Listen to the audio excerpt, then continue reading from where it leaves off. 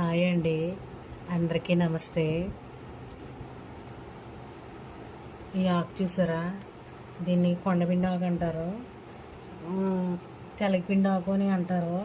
ఈ ఆకు జ్యూస్ తీసుకుని తాగితే కిడ్నీలో రాళ్ళు కరుగుతాయని అంటారు కదా.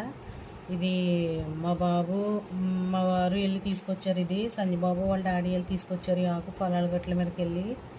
నేనైతే వెళ్ళలేదు. నేను ఈసారి వెళ్ళినప్పుడు అక్కడ వ్యూ అంతా చూపిస్తాను మీకు.